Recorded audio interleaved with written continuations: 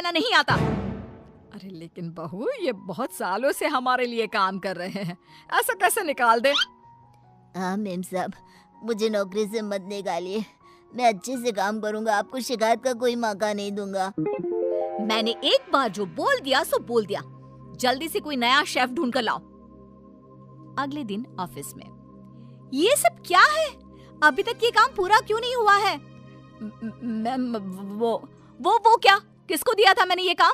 उसको अभी मेरे सामने बुलाकर लाओ। जी मैम। मैम, वो सर्वर में थोड़ी दिक्कत आ गई थी। किसके? तुम्हारे या कंप्यूटर के? वो मैम, बात यह है कि जितना वक्त तुम आज मुझे समझाने में जाया कर रहे हो ना, उतना वक्त अगर तुमने कल इस काम को करने में किया होता तो आज ये पूरा हो जाता। तुम्हें नौकरी से निकाला जाता है। मैम प्लीज ऐसा मत करिए, मेरे छोटे छोटे बच्चे हैं, अगर मेरी नौकरी चली गई तो। ये सब तुमको ऐसा काम करने से पहले सोचना चाहिए था। मैम मुझे एक मौका और दीजिए, मैं अभी पूरा करके लाता हूँ। ये जो मौका था, यही तुम्हारा आखिरी मौका था जो तुमने गंवा दिया। मैं और कुछ नहीं सुनना चाहती। मेरी कंपनी में तुम जैसे कामचोरों के लिए कोई जगह नहीं है। तुम्हें इस नौकरी से निकाला जाता है। शाम को घर पर, मैंने सुना आज तुमने फिर किसी को नौकरी से निकाल दिया। अरे हमारी पॉलिसी है ना, हमारी कंपनी लोगों के इमोशंस का भी ध्यान रखती है। इमोशन कुछ नहीं होता। कमजोर होते हैं वो लोग जो ऐसे काम करते हैं। और नौकरी से निकाल दिया तो इसमें कोई नई बात नहीं।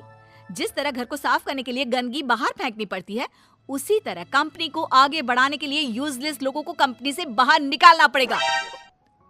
तुम लोगों की तुलना गंदगी से कैसे कर सकती हो?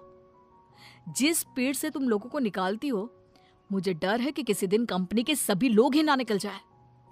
फिक्र मत करो, ऐसा कभी नहीं होगा। ऐसी बड़ी कंपनी में काम करने के लिए लोग तरसते हैं। जिनको नौकरी लग जाए वो खुशी से पागल हो जाते हैं।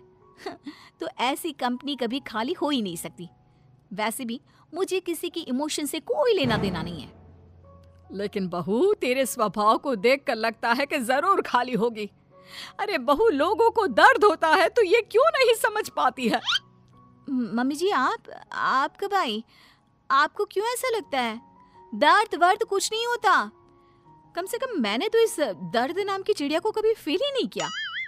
क्योंकि बहू तो दूसरों की भावनाओं की कदर नहीं करती। दूसरे क्या सोच रहे हैं, क्या कर रहे हैं, वो क्यों नहीं कर पा रहे हैं, किसी की परवाह नहीं करती। ऐसा नहीं होता बहू। तो मम्मी जी, आप कह रही हैं कि मैं दूसरों की पर्सनल कामों के लिए अपना काम रोक दूं और उनसे उनका दुखड़ा सुनूं? हाँ बताओ भाई, क्या हुआ? नो वे।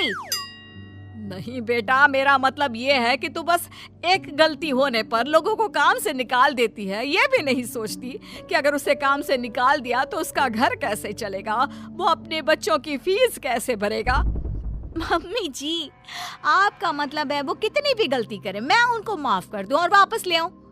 मम्मी जी, अगर मुझे ऐसा ही करना होता तो मैं कंपनी नहीं खोलती, कोई धर्मशाला खोलती, ताकि जिसका जब मन करे आए और जब मन करे जाए।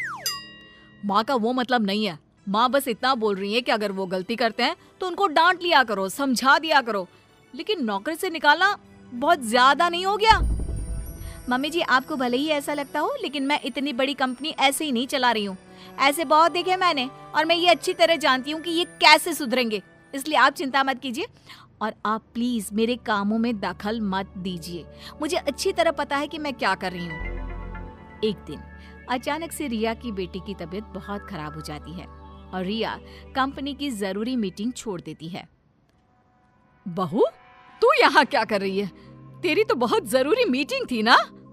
मम्मी जी, आप ऐसे समय में मीटिंग की बात कैसे कर सकती हैं? और मेरी बेटी कहाँ है? क्या हुआ है उसको? डॉक्टर ने क्या कहा?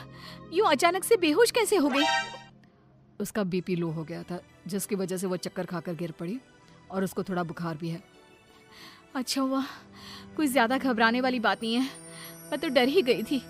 और बहू, तेरी मीटिंग, उसका क्या हुआ? तुझे तो भारी नुकसान हो गया होगा। होने दीजिए मम्मी जी, मेरे लिए इस वक्त मेरी बेटी से बढ़कर कुछ भी नहीं है। ऐसी मीटिंग्स तो फिर आती रहेंगी।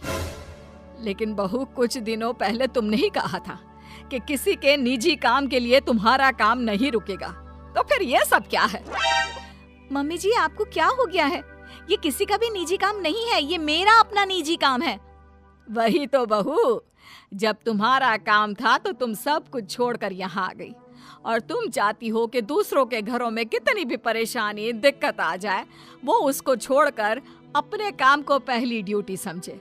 लेकिन वही चीज अगर तुम्हारे साथ हो तो तुम अपनी पहली जिम्मेदारी अपने परिवार की तरफ समझती हो, उसके बाद तुम्हारा काम।